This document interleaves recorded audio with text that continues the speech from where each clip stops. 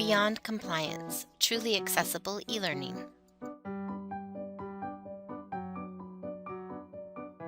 Alone we can do so little. Together we can do so much. Helen Keller. I feel like I could title this, How to Make an E-Learning That Is Not 508 Compliant. I had told my boss that the e-learning I had published for a statewide audience was accessible for all.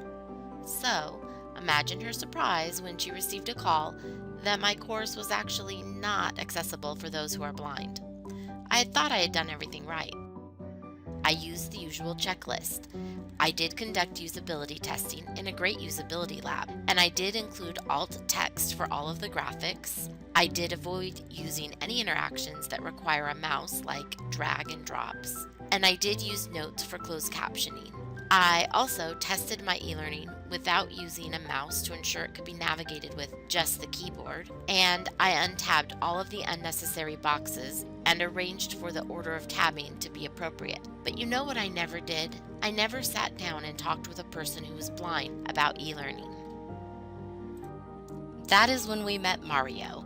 Mario is an adaptive technology specialist for the Department of Services for the Blind. He also happens to be blind. His passion for technology began with his first computer in the 6th grade. Mario attended Oregon State University and received a degree in business administration with an emphasis on management information systems. He has traveled internationally, writing grants and acquiring adaptive technology for the blind. Mario inspired us to look beyond a checklist of compliance and strive for true accessibility and usability. But Mario has a way of assisting us in overcoming our initial awkwardness through humor, compassion, and honesty. Look beyond the disability, right? I'm not gonna go up to you just because you have red hair, that I'm gonna go up to you and say, Sandra, the red-headed girl, right? Right. That's not gonna be the primary description. And a lot of times people try to be as PC as possible, and rather they screw up. So rather than trying to do that, just talk to me as if I am anybody else. Of course, Mario states that individuals who are blind vary as much in personality, preference, and skill level as individuals who are sighted. Sighted, by the way, is the word Mario uses to describe people who are not blind, and goes on to explain that we should communicate with someone who is blind in the same way we communicate with those who are sighted. Well, obviously it's sighted because that's the only terminology you can use. I wouldn't say normal because as a blind person that could be normal. I am normal too. And there's also different ways of describing normal. Right? I think normal is relative. Right?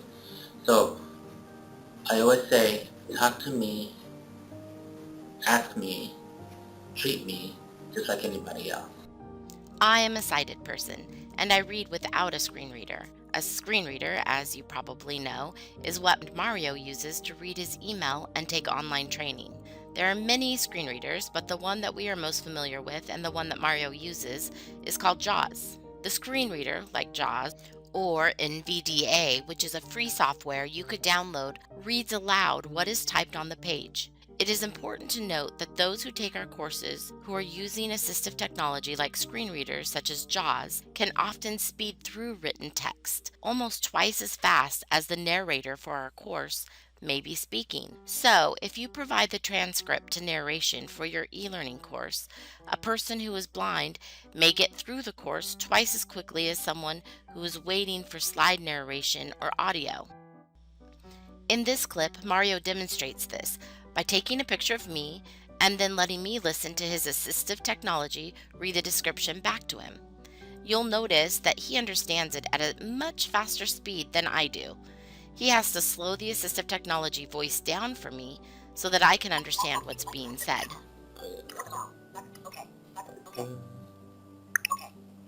Okay, ready? Okay. Right, okay, yeah. You got me. Okay, so I'm going to take this picture and see what it tells me. I can hear it. Let me slow down. 56%. Picture 1 of camera. Picture 1 is woman in black t-shirt holding black Nikon DSLR camera on stainless steel tripod. In the following clip, Mario shows me how the JAWS reader assists him in reading his email. He's an email that our executive director sent to us. So this is the normal speed for me.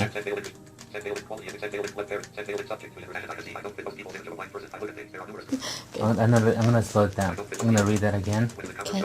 and then I'm just gonna slow it down. When you encounter me going about my daily life, you probably notice two things right away. I'm either traveling with an elbow of a cane somewhere in between. And I can even go slower. When you encounter me going about So here we go. slower. When you encounter me going about my daily life, you probably notice two things right away. I'm either traveling with the help of a cane or using a long white cane as I can see. I don't fit most people's image of a blind person. I look at things. There are numerous terms that describe those of us who live between the worlds of the fully sighted and so. When working with Mario and his peers, we learned the importance of publishing our e-learning using an accessible and usable learning management system, or LMS. In order to make our courses more accessible, we ended up publishing them to our website.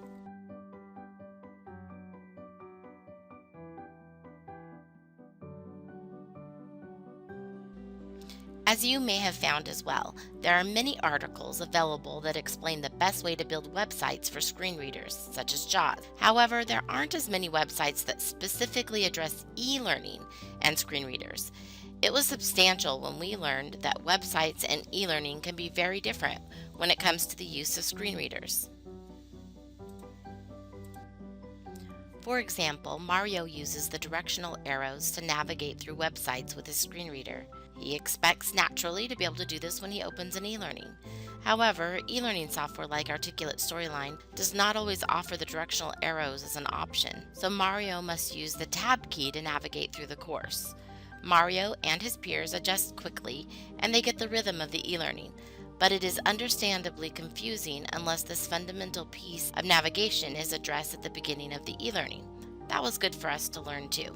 So the difference between, let's say, standard HTML environment to the e-learning environment is simply that the e-learning environment is using a different technology.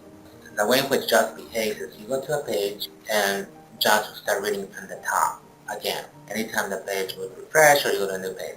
And the e-learning environment, it wouldn't do that. So we needed to somehow either get some kind of cue to let us know that it's ready for us to either tell JAWS, okay, start reading from the top, to give it the say all command.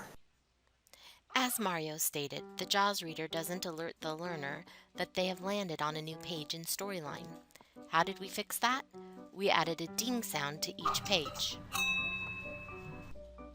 Mario has a great ability to paint pictures with his words that people who are sighted can relate to, and he accurately describes why it's important that instructional designers really consider providing an opportunity for him and others who are blind to look around a page before auto-playing movies or audio. Usually what happens is that somebody who's sighted, they can basically look at the site and get a picture of the whole site by glancing at the page. So somebody who cannot see, like me, we have to go bit by bit.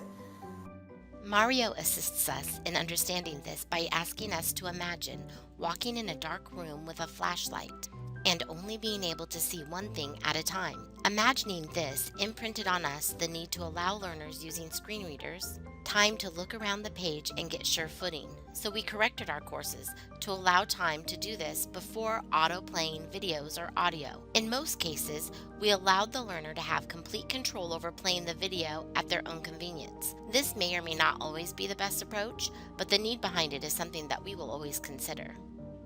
One thing that has really made an impact with our team is the passion that Mario has for equality. Mario specifically addressed the instructional design of having a separate button for those who are blind rather than making the entire e-learning accessible for everyone. I feel that there has to be, there's always equality. Vouch for equality because we all are created equal. I think that by separating the sides, saying this is for people who can't see, this is the people who can see, and then have less features on the side that people cannot see, but you're segregating us from a manner that is accessible for everybody, so that we're not excluded or feel like we're being excluded, placed in a corner somewhere else. One way that we made our course accessible for both those who are sighted and those who are blind is by including hidden audio descriptors for video. We tabbed the audio descriptor box so that the JAWS reader would read it, but we hid it behind the video so that those who are sighted wouldn't know it's there.